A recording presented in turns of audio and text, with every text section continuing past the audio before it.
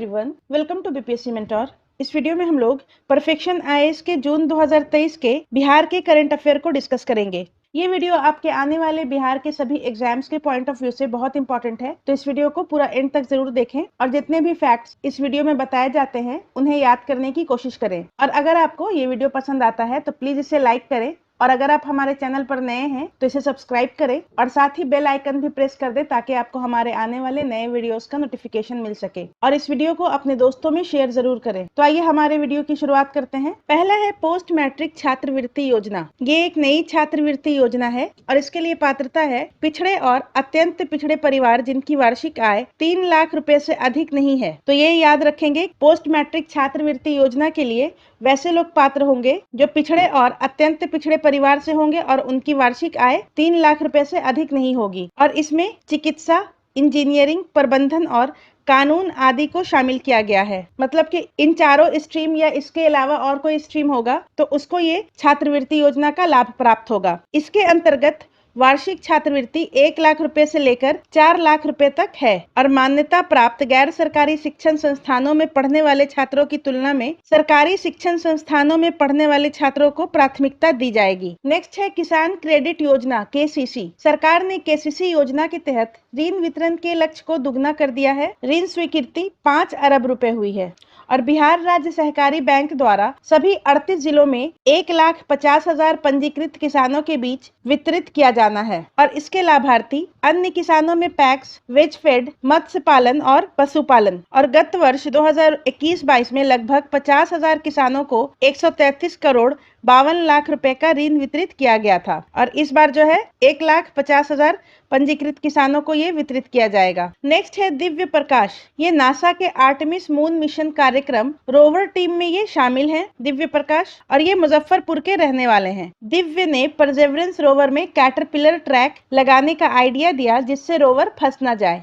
और उन्होंने एक उन्नत वायवीय प्रणाली स्थापित करने का विचार दिया जिसे नासा द्वारा चुना गया। दिव्य ने परसेवरेंस रोवर में कैटरपिलर ट्रैक लगाने का आइडिया दिया है और ये मुजफ्फरपुर के रहने वाले हैं। नेक्स्ट है दरभंगा एयरपोर्ट क्षेत्रीय हवाई संपर्क योजना। उड़ान के तहत देश का शीर्ष हवाई अड्डा 15 अप्रैल 2023 तक 2.5 वर्षों में 14,13,510 यात्रियों और 9,610 उड़ानों को संभाला। इसका उद्घाटन 8 नवंबर 2020 को हुआ था और यह राज्य में 9,000 फीट का सबसे लंबा रनवे और भारतीय वायुसेना के नियंत्रण में है। और उड़ान अभियान की शुरुआत 21 अक्टूबर 2016 को की गई थी। उड़ान उड़े देश का आम नागरिक और उड़ान अभियान नागरिक उड्डयन मंत्रालय के द्वारा शुरू की गई थी। तो दरभंगा एयरपोर्ट को क्षेत्रीय हवाई अड्डा संपर्क योजना उड़ान के तहत देश का शीर्ष हवाई अड्डा है। इसके अलावा दरभंगा एयरपोर्ट राज्य में 9,000 फीट का सबसे लंबा रनवे है और भारतीय वायुसेना के नियंत्रण में है। और उड़ान अभियान की शुरुआत 21 अक्टूबर 2016 को की गई थी नागरिक उड्डयन मंत्रालय के द्वारा। उड़ान अभियान का मुख्य उद्देश्य क्षेत्रीय हवाई संपर्क को प्रोत्साहित करना और जनता के लिए हवाई यात्रा को वाहनीय बनाना। उड़ान के तहत पहली उड़ान दिल्ली और शिमला के बीच 27 अप्रैल 2017 को शुरू की गई थी। नेक्स्ट है भूमिहीनों की पहचान करना। राज्य में कमजोर वर्ग के उन परिवारों की पहचान करने के लिए मोबाइल एप्लीकेशन लॉन्च किया गया है जो भूमिहीन है और ये एप्लीकेशन आलोक कुमार मेहता द्वारा शुरू किया गया है और आलोक कुमार मेहता बिहार के राजस्व और भूमि सुधार मंत्री हैं और ये सर्वे जून 2023 तक किया जाना है और इसके तहत चयनित हितग्राहियों को पक्के मकान बनाने हेतु भूमि उपलब्ध कराई जाएगी और इसका लक्ष्य दिसंबर 2023 तक हितग्राही परिवारों को वास भूमि उपलब्ध कराना और प्रत्येक परिवार को 5 डेसिमिल जमीन दी जाएगी और उन्हें समूहों में बसाया जाएगा। बिहार में कमजोर वर्ग के उन परिवारों की पहचान करने के लिए जिनके पास भूमि नहीं है या जो भूमिहीन है उसके लिए मोबाइल एप्लीकेशन लॉन्च किया गया है और ये एप्लीकेशन आलोक कुमार मेहता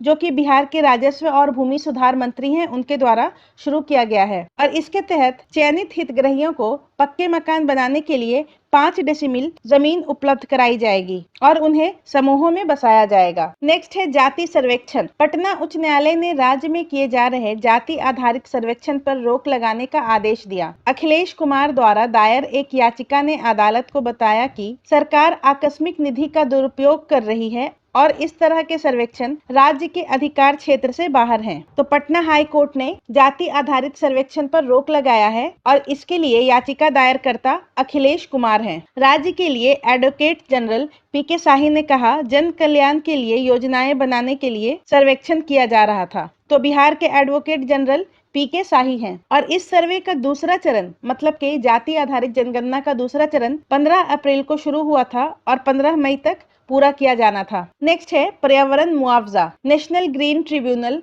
ने बिहार पर 4000 करोड़ रुपए का पर्यावरण मुआवजा लगाया है। नेशनल ग्रीन ट्रिब्यूनल ने बिहार पर 4000 करोड़ रुपए का मुआवजा लगाया है। इसका कारण सिद्धांत के अनुसार वैज्ञानिक रूप से ठोस और तरल कचरे का प्रबंधन करने में विफल रहने के लिए राशि को 2 महीने के भीतर रिंग फेंस खाते में जमा किया जाना है। तो ये याद रखेंगे, पर्यावरण मुआवजा एनजीटी ने बिहार पर 4000 करोड़ रुपए का लगाया है और इस राशि को 2 महीने के भीतर रिंग फेंस खाते में जमा किया जाना है। इस राशि का उपयोग ठोस अपशिष्ट प्रसंस्करण सुविधाओं की स्थापना, विरासत कचरे का उपचार और सीवेज उपचार संयंत्र एसटीपी की स्थापना में किया जाएगा। 11.7 लाख मीट्रिक टन से अधिक का विरासत अपशिष्ट और साथ ही प्रतिदिन 4072 मीट्रिक टन का असंसाधित शहरी कचरा था। तरल अपशिष्ट उत्पादन और उपचार में अंतर प्रतिदिन 2193 मिलियन लीटर था। नेक्स्ट है भागलपुर में कोयला ब्लॉक। भागलपुर में मिले 2 और बड़े कोल ब्लॉक। 2 नए कोल ब्लॉक का नाम है मिर्जा गांव और लक्ष्मीपुर। मिर्जा गांव कोयला ब्लॉक 2300 मीट्रिक टन का अनुमानित भंडार है और लक्ष्मीपुर कोयला ब्लॉक 1035 मीट्रिक टन का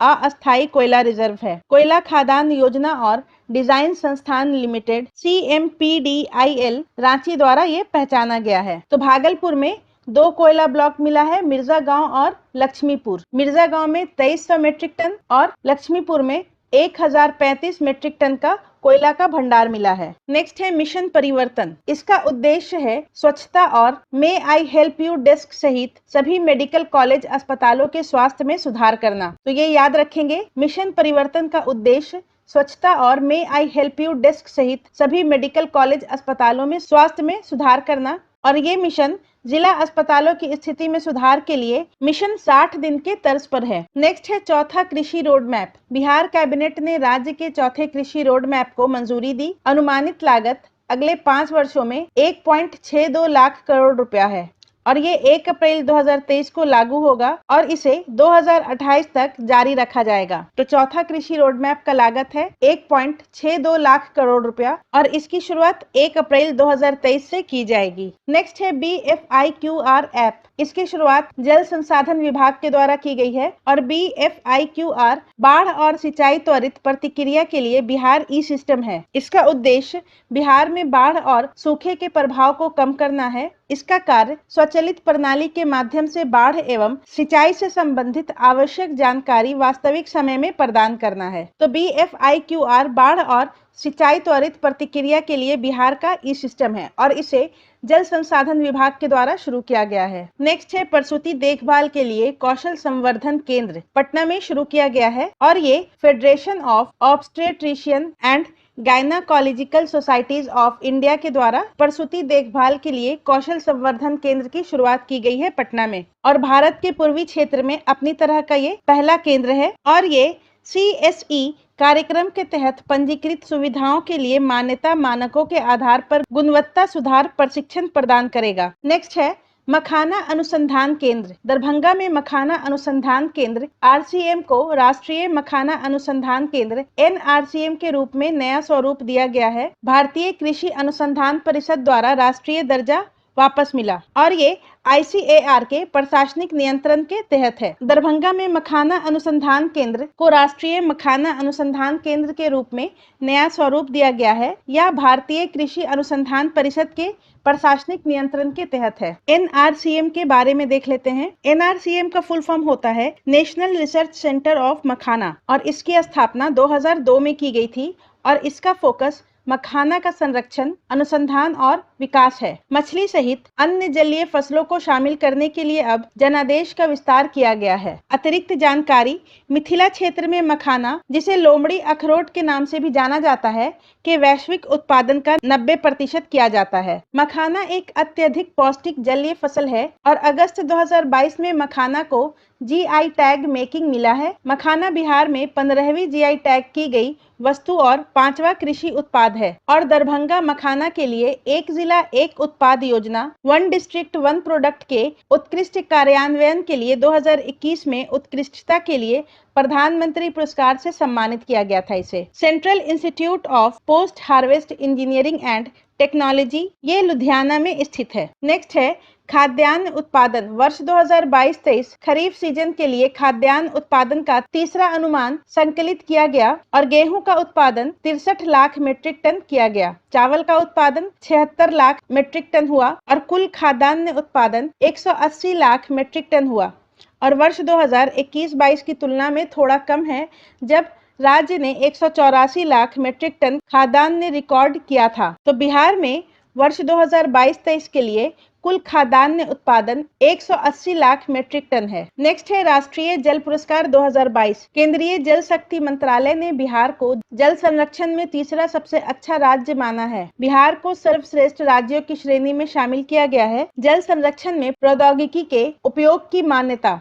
मोकामा पटना में गंगा बाढ़ के पानी को उठाना और इसे पाइपलाइन के माध्यम से 151 किलोमीटर तक ले जाना ताकि पानी की कमी वाले गया, बोधगया और राजगीर में हर घर को सुरक्षित पेयजल उपलब्ध कराया जा सके। बाढ़ के पानी का उपयोग जो अन्यथा हर साल बर्बाद हो जाता है। यहाँ पर हर घर गंगा जल योजना की बात की जा रही है। इसी योजना के लिए बिहार को जल संरक्षण में तीसरा सबसे अच्छा राज्य माना गया है। 7 अन्य जल संरक्षण योजनाएं। गोरल सिंचाई योजना दरभंगा में चलाया जा रहा है। बालूघाट बैराज सह सिंचाई योजना मधुबनी में चलाई जा रही है और बिहुल सिंचाई योजना ये भी मधुबनी में। मलाई बैराज ये रोहतास कोंड नदी पर स्थित है। बक्सर और भोजपुर को सिंचाई का पानी उपलब्ध कराया जाता है इससे। जैतपुरा पंप नहर ये कैमूर में स्थित है। मोहने नदी योजना ये गया में स्थित है और उदेर स्थान बैराज ये नालंदा बिहार शरीफ के पास ये योजना स्थित है। गोरल सिंचाई योजना दरभंगा में। बालूघाट बैराज से सिंचाई योजना मधुबनी। बिहुल सिंचाई योजना मधुबनी।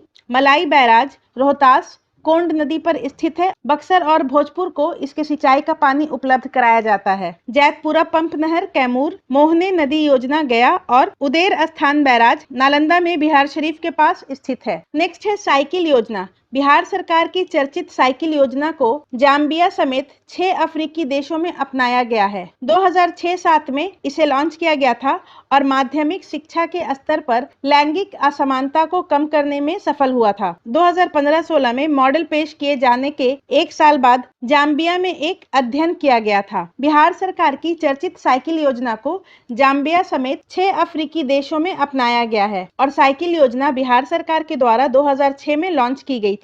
और जाम्बिया में किए गए अध्ययन से पता चला कि स्कूलों में लड़कियों की अनुपस्थिति में 27% की कमी आई है और देर से आने में 66% की कमी आई है और स्कूलों में औसत आने का समय 35% तक कम हो गया है। नेक्स्ट है मुख्यमंत्री नारी शक्ति योजना। योजना के 6 लाभार्थियों ने 2022 में अखिल भारतीय सिविल सेवा परीक्षा यूपीएससी को क्रैक किया है। योजना के बारे में जानते हैं तो SC/ST और OBC महिला उम्मीदवारों को 2018-19 से राज्य और केंद्रीय सिविल सेवा परीक्षाओं की तैयारी के लिए वित्तीय सहायता मिलती है। 2022 में मुख्यमंत्री नारी शक्ति योजना के तहत सिविल सेवा प्रोत्साहन योजना के हिस्से के रूप में सामान्य श्रेणी की महिला उम्मीदवारों के लिए विस्तारित किया गया। तो मुख्यमंत्री नारी शक्ति योजना के अंतर्गत SC/ST OBC महिला उम्मीदवारों को 2018-19 से राज्य और केंद्रीय सिविल सेवा परीक्षाओं में परीक्षाओं के तैयारी के लिए वित्तीय सहायता मिलती है और 2022 में मुख्यमंत्री नारी शक्ति योजना के तहत सिविल सेवा प्रोत्साहन योजना के हिस्से के रूप में सामान्य श्रेणी की महिला उम्मीदवारों के लिए इसे विस्तारित किया गया और इसका लाभ यूपीएससी या बीपीएससी प्रारंभिक परीक्षा उत्तीर्ण करने वाली मुख्य परीक्षाओं की तैयारी करने वाली महिलाओं को कोचिंग, विशेष अध्ययन और मार्गदर्शन के लिए क्रमशः 1 लाख रुपए जो स्टूडेंट यूपीएससी क्वालिफाई करेंगे और 50,000 रुपए जो स्टूडेंट बीपीएससी पीटी क्वालिफाई करेंगे उन्हें दिया जाएगा। और इस योजना का लाभ प्रारंभिक परीक्षा उत्तीर्ण करने वाली और मुख्य परीक्षाओं की तैयारी करने वाली महिलाओं को मिलेगा। आज के वीडियो में बस इतना ही। इस सीरीज के अगले वीडियो में हम लोग जुलाई के बिहार करंट अफेयर को डिस्कस करेंगे। धन्यवाद।